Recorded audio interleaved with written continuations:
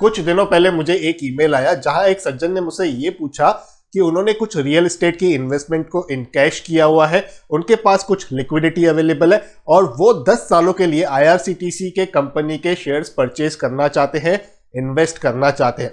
अब मैं उन सज्जन का नाम नहीं लूंगा क्योंकि वो मेरे एक लॉयल व्यूअर भी है और मैंने उनसे इस चीज की अनुमति भी नहीं ली हुई है। और अब जो ये ईमेल है उसका जवाब मैं इस वीडियो के माध्यम से देना चाहता हूं क्योंकि मुझे ऐसा लगता है कि ये थॉट काफी लोगों के दिमाग में रहता है, क्योंकि IRCTC की जो कंपनी है उसके लिए कोई भी मार्केटिंग, कोई भी ब्रांडिंग करने की कोई जरूरत नहीं है। इनके नाम ही बहुत ज्यादा काफी होते हैं और जिसके चलते हुए काफी लोग इमोशनली इनके साथ अटैच हो जाते हैं और एक लंबी अवधि का निवेश करने के विचार को हमेशा अपने दिमाग में कहीं ना कहीं जगह देते हुए वो यही सोचते रहते हैं कि कोई बड़ी इन्वेस्टमेंट ऐसे स्टॉक्स में लंबे टाइम के लिए कर दी जाए। अब क्या ये थॉट सही है या गलत है, इसे हम बारीकी से समझेंगे। IRCTC शेयर को लेकर 4 इंपॉर्टेंट बातें मैं करने वाला हूं वीडियो के पहले सेक्शन में। और जैसा कि आप सब जानते हो, मैं स्टॉक मार्केट के अंदर निवेश करने के तरीके को ज्यादा इंपॉर्टेंस देता हूं और इसीलिए मैं आपको आज सिखाने वाला हूं ABCD। अगर आपको IRCTC कंपनी में निवेश करना है या कोई भी ऐसी कंपनी जो बहुत ही ज्यादा फंडामेंटली स्ट्रांग है आज के डेट में, तो ये वीडियो बहुत ही ज्यादा इंफॉर्मेटिव होने वाला है, इसीलिए आप इस वीडियो को पूरा जरूर देखिए। IRCTC शेयर के बारे में बात करते करते कहीं आप वीडियो में खो न जाए, इसीलिए इस वीडियो को कर दीजिए अभी से लाइक और चैनल पर अगर आप पहली बार हो तो कर दीजिए सब्सक्राइब, क्योंकि इसी तरह के इंटरेस्टिंग टॉपिक में हमेशा आपके लिए लेके आता रहता हूं। आइए मिलकर सीखते हैं। तो वीडियो की शुरुआत उसी क्वेश्चन के साथ करते हैं जो इन सज्जन ने मुझसे पूछा कि IRCTC स्टॉक के अंदर 10 या 20 सालों के लिए उनको निवेश करना है, वो भी बड़े अमाउंट का निवेश करना है।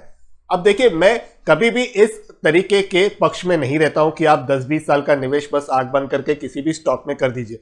और इसके पीछे हैं 4 मुख्य कारण। जो पहला कारण है वो कंपनी का स्टॉक नहीं बल्कि कंपनी के मालिक होते हैं। टाइम टू टाइम हमें यह नहीं पता होता है कि कौन सा ऐसा डिसीजन ले लें कंपनी के मालिक यानी कि प्रमोटर जो शायद कंपनी के निवेशकों के हित में ना हो, जिससे शायद कंपनी के इन्वेस्टर्स ज्यादा रिटर्न नहीं कमा पाए। इसीलिए ये बहुत ही ज्यादा इंपॉर्टेंट रीजन है जहां पर हमेशा आपको बारीकी से देखना होता है, ना कि आप अच्छी आज की बड़ी कंपनी में केवल 10 सालों के लिए निवेश करके सो जाएं। जो दूसरा मुख्य कारण है जिसकी वजह से मैं किसी भी स्टॉक में 10 साल के लिए पैसे लगाकर सोने की बात नहीं करता हूं या इसके पक्ष में नहीं हूं, वो है बिजनेस की सस्टेनेबिलिटी। जी हाँ, आगे 10 साल भी ये बिजनेस इसी तरीके से करता रहेगा परफॉर्म, इसकी कोई भी गारंटी नहीं होती है। जो चीज आज हिट है शायद वो कल फ्लॉप हो जाए, क्योंकि समय हमेशा एक सा नहीं होता है। धूप और छाव हर इंडस्ट्री, हर सेक्टर के ऊपर कभी ना कभी बनी हुई रहती है। इसीलिए हमें इस चीज को भी बारीकी से हमेशा देखना चाहिए, रिव्यू करते रहना चाहिए। अब इसमें भी मैं एग्जांपल देना चाहूंगा, मान लीजिए 5-6 सालों के बाद शायद एयरलाइन के किराए ट्रेन के किराए से भी कम हो जाए, तो उस समय जो ये ट्रेन वाली इंडस्ट्री है जहां पर अभी IRCTC को लेकर अगर हम चर्चा कर रहे हैं, तो इसका इम्पैक्ट इस कंपनी के स्टॉक पर जरूर आएगा क्योंकि वहां पर बिजनेस भी घटेगा।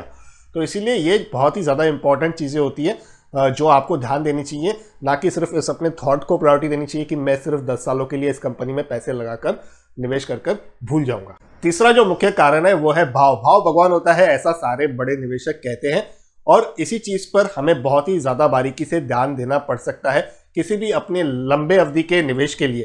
तो अगर आप 10 साल के लिए निवेश करोगे और उसे बिल्कुल भी नहीं देखोगे, आप रियल एस्टेट के साथ अगर उसको कंपेयर करते हो, तो यहाँ पर आपको एक झटका लग सकता है, क्योंकि काफी सारी कंपनीज ऐसी भी है जो एक टाइम पर बहुत अच्छा परफॉर्म करती हैं और उसके बाद वो कहीं ना कहीं वापस नीचे चली जाती हैं। तो ऐसा जरूरी नहीं कि सारी कंपनियां ऐसी हो, लेकिन ये एक नेचर ऑफ बिजनेस होता है, ये नेचर ऑफ स्टॉक मार्केट है।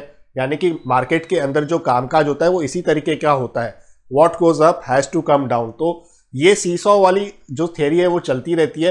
तो ऐसे में अगर आप कहीं ना कहीं इसमें आंखें बंद कर देते हो तो आपको ये पता नहीं चल पाता है कि आपके स्टॉक के प्राइसेस कहां पहुंचे हैं और अब आपको क्या एक्शन लेना चाहिए। नहीं तो होता यह है कि स्टॉक तो काफी ऊपर गया, आप काफी खुश भी हुए, लेकिन उसके बाद जैसे ही आपने क्योंकि 10 साल का पीरियड रखा था, उसके बाद ये स्टॉक के प्राइसेस दोबारा नीचे आ गए और आपका जो प्रॉफिट था सिर्फ पेपर्स पे था एक जमाने में, जिसको देखकर आप काफी खुश हुए थे, और दोबारा वो कहीं ना कहीं उसी रेट्स पर आ गया जहां पर आपने उसमें निवेश किया था। तो इसीलिए आपको यहाँ पर ब्लाइंड इन्वेस्टमेंट बिल्कुल नहीं करनी चाहिए।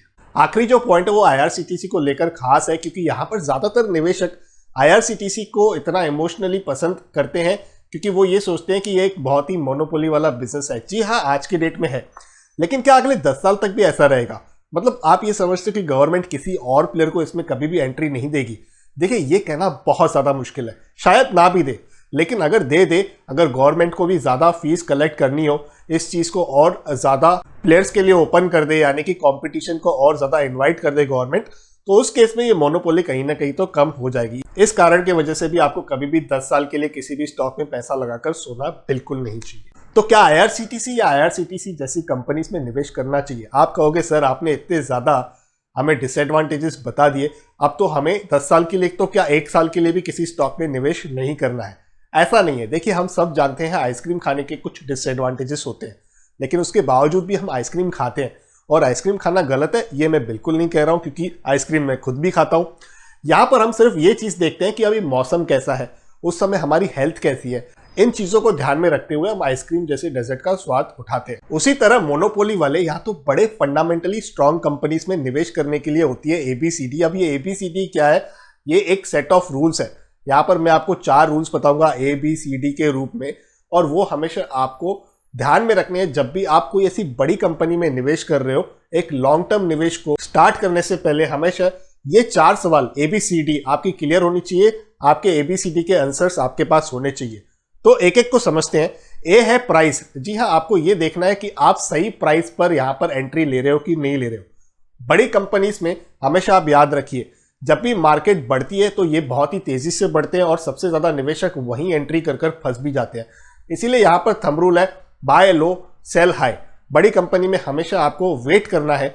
जब भी अच्छा करेक्शन आ जाता है मार्केट में, जब भी प्राइस में अच्छे आपको डिप मिलते हैं, तभी ही आप इनमें निवेश कीजिए। और बड़ी कंपनियों में हमेशा एक साथ निवेश करना एक सही फायदे का सौदा नहीं होता है।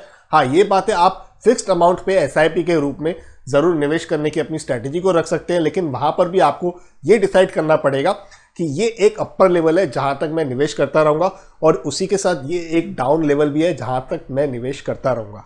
B ये है कि आपको हमेशा उसके क्वार्टरली और एनुअल परफॉर्मेंस रिपोर्ट्स को पढ़ना है, समय निकालना है, समझना है कि ये कंपनी आखिर कैसे नंबर्स पब्लिश कर रही है। 3 महीने में एक बार आप उनके क्वार्टरली रिपोर्ट्स को जरूर देखिए जब भी वो नंबर्स पब्लिश कर रहे हैं।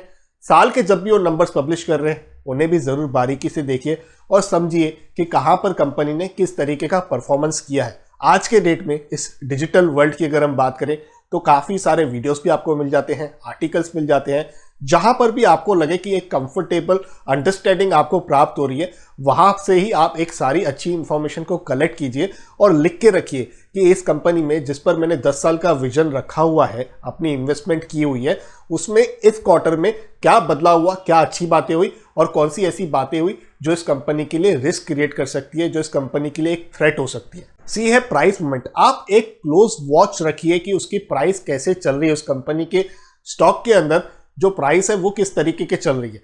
अब देखिए, अगर मार्केट 10% करेक्ट हो रही है और आपका स्टॉक मान लीजिए 15% करेक्ट हो रहा है, तो ये एक टॉलरेंस रेंज है। लेकिन मार्केट 10% करेक्ट हो रही है और आपका स्टॉक 50% से ज्यादा करेक्ट हो रहा है, तो ये एक पैनिक ट्रिगर है। वहां पे आपको बारीकी से देखना चाहिए कि आखिर इस स्टॉक में ऐसी कौन सी बात हो गई कि इसमें मार्केट से ज्यादा करेक्शन हो गई। हो सकता है उस कंपनी में कोई ऐसी प्रॉब्लम हो गई हो, कोई ऐसी न्यूज आ गई हो जिसकी जानकारी आपके पास नहीं हो और जो छूट गई हो, क्योंकि फंडामेंटल इन्वेस्टर्स रोज के रोज जाके उस स्टॉक की न्यूज देख नहीं पाते हैं, इसीलिए ये दिक्कत काफी ज्यादा देखने को मिली है। इसलिए आपको वहां पर हमेशा अच्छे से देखना है कि आखिर ये स्टॉक किस तरीके से परफॉर्म कर रहा है और मार्केट के मुकाबले ये स्टॉक किस तरीके से चल रहा है, किस प्रकार से चल रहा है। डी बहुत ही ज्यादा इंपॉर्टेंट पॉइंट है। आपको time to time profits book करने हैं, चाहे वो कंपनी किसी भी तरीके का परफॉर्म कर रही हो। मान लीजिए अगर किसी ने IRCTC में 10 लाख रुपए निवेश किए हैं, जो ये ईमेल आया था मुझे, वहां पर भी कुछ इसी प्रकार का अमाउंट निवेश करने की जो प्लानिंग है वो सज्जन वही कर रहे थे। तो अगर 10 लाख का निवेश आपने IRCTC के स्टॉक में कर रखा है उदाहरण के तौर पर, और अगर आपको 25-30% रिटर्न्स उस स्टॉक से मिल रहे हैं, तो एटलीस्ट 25-30% आप उसमें से अपने कैपिटल को फ्री कर दीजिए। यहाँ पर जैसे 2.5 से 3 लाख रुपए के स्टॉक्स आप सेल कर दीजिए, उस अमाउंट को आप रखिए और दोबारा जब भी आपको अच्छी अपॉर्चुनिटी मिलती है उसी कंपनी के अंदर या तो किसी दूसरे कंपनी के अंदर, आप उसे वहां पर शिफ्ट कीजिए। तो ये बहुत ज्यादा इंपॉर्टेंट पॉइंट होती है, क्योंकि देखिए शेयर मार्केट में जब भी आप निवेश करते हो तो आपको एक थंब रूल याद रखना है, एक बहुत ही इंपॉर्टेंट रूल, कि आप यहां पर वेल्थ बनाने आए हो, ना कि आपका ऑब्जेक्टिव ये है कि 10 साल में ही वेल्थ बनानी है। अगर कभी कभी किस्मत बहुत अच्छी हुई तो आपको 2-3 साल में भी कोई कंपनी से बहुत ही अच्छे रिटर्न्स मिल जाते हैं और वो रिटर्न्स आपको घर पे लेके जाने चाहिए, क्योंकि यहाँ पर अगर आप जिद पकड़ के बैठोगे, नहीं केवल मैं 10 साल के लिए बैठूंगा, 20 साल के लिए बैठूंगा, तो वो भी एक प्रकार से एक अच्छा फायदे का सौदा नहीं होगा। और मैं आपको ये बिल्कुल नहीं कह रहा हूँ कि आप 100% प्रॉफिट बुक कर दीजिए, लेकिन आप थोड़े थोड़े गैप में थोड़ा थोड़ा प्रॉफिट ज़रूर बुक कर दीजिए। उससे होगा क्या कि आपकी जो खुशी है वो सिर्फ ऑन पेपर्स नहीं रहेगी, बल्कि आपके बैंक अकाउंट यानी कि आपके जेब में भी ज़रूर आएगी। तो उम्मीद करता हूँ इस वीडियो से आपको एक अच्छी जानकारी प्राप्त हुई है तो लाइक कर मुझे सिग्नल ज़रूर दीजिए। इसी तरह इन्फॉर्मेटिव वीडियोस मैं लाता रहता हूँ अपने इस यूट्यूब चैनल संडे निवेश पर। तो अगर आपने चैनल सब्सक्राइब नहीं किया जैसे मैंने पहले कहा था, तो आप सब्सक्राइब जरूर कीजिएगा। वीडियो को शेयर करना बिल्कुल भी नहीं भूलिएगा। इस वीडियो में बस इतना ही। जल्द मिलते हैं किसी और इंटरेस्टिंग टॉपिक के साथ किसी और दूसरे वीडियो में। तब तक अपने हेल्थ का और वेल्थ का जरूर ख्याल रखिएगा।